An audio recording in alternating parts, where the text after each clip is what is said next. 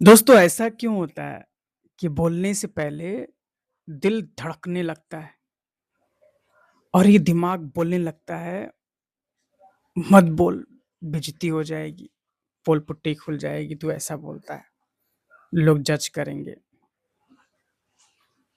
और आप बोलते नहीं। आखिर ऐसा क्यों? और सभी लोग यह भी बोलते हैं ना कि डर लग रही है उसका सामना कर। ऐसा लगता है वो पागल है जो बोलते हैं सामना कर। अरे सामना करता हूँ मैं अटक जाता हूँ यार, और भी डर बढ़ जाता है। आखिर किस बेस से वो बोल रहे हैं सामना कर डर खत्म होगा? आपने कभी सोचा है? आज चलते हैं, हम इसे गहराई से जानते हैं। एक कहानी सुनाऊंगा मैं। जो भी हमारे भारत में एक धार्मिक परंपरा होता है उसके पीछे का लॉजिक होता है, साइंस होता है, एक सांकेतिक भाषाएं होती है उसमें।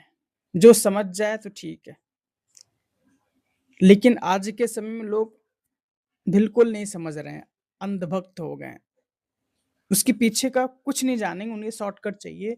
कोई बता दे उन्हें कि जा करके प्रयागराज में गंगा में नहा ले, पाप धुल जाएंगे तेरे, वो चले जाएंगे। आखिर क्यों नहाते समय पाप धुल जाते हैं, क्या होता है, नहीं जानेंगे। तो दोस्तों, मैं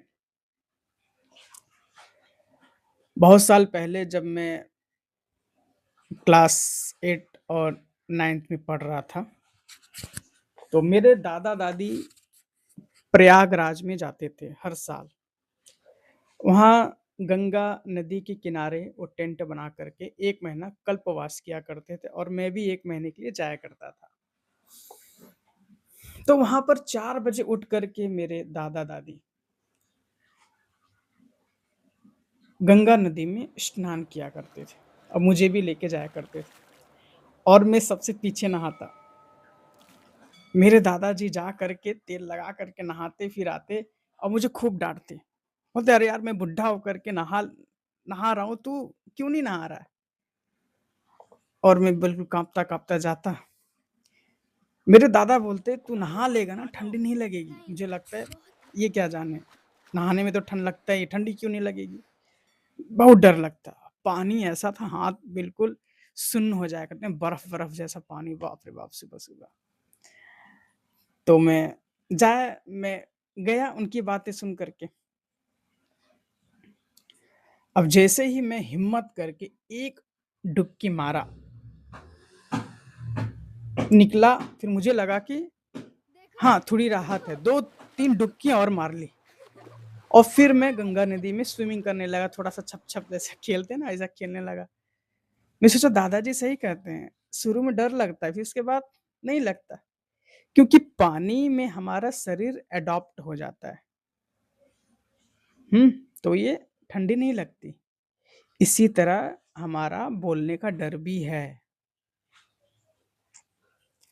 अक्सर हमें अपने बॉस से बोलना होता है, सीनियर से बोलना होता है, अध्यापक से बोलना होता है, तो वो डर हमारी कल्पना में ज़्यादा होती है और अनुभव में ऐसा नहीं होता इतना डर, हमारी कल्पना में बहुत ज़्यादा होती है और आप सोचते हो कि होगा, कुछ नहीं होता।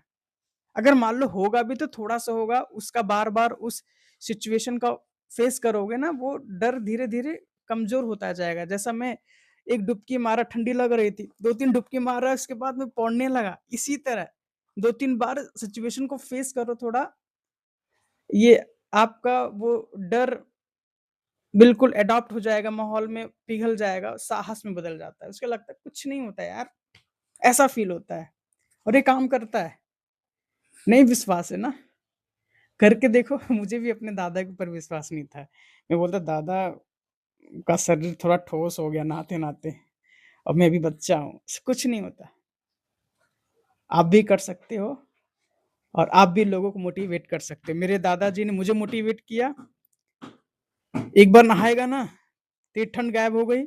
इसी तरह मैं भी डर के बावजूद भी बोला, डर के डुबकी में आप उतर जाओ। मैं उतरा हूँ, मैं निकला हूँ, इसलिए आपको मोटिवेट कर रहा हूँ। आप भी निकल जाओगे। विश्वास रखो, ठीक है? ये वीडियो कैसा लगा? छोटा-सा था। अभी मुझे नहाने के लिए जाना था। ठंड लग रही तो ये बात मुझे याद आ गई और इसमें लोग प्रयागराज में नहावन है तो लोग जा रहे हैं और इसके पीछे की यही कारण होती है। अपनी धार्मिक परंपरा में लोग सुबह-सुबह जब नहाते हैं ना, तो मन मजबूत होता है। ठंड लग रही है, अनकम्फर्ट में लोग जा रहे हैं, अनकम्फर्ट में नहा रहे हैं, लगने के बावजूद इससे मन स्ट्रॉन्ग होता है। जिस वजह से मन स्ट्रॉन्ग होता है तो आपके सारे काम पूरे होते हैं। हुँ? ऐसा ऐसा कुछ नहीं कि आपने पाप कर दिया, चाकू किसी को मार दिया, अब नहा लिए, पाप धुल गया। मूर्ख हैं सब। ऐसा अंधभक्ति में विश्वास नहीं करता, मैं लॉजिकल बंदा हूँ। इसके पीछे का रहस्य ढूँढ कर निकालता हूँ। ये रहस्य है। चलिए, समाप्त करते हैं। सभी का मंगल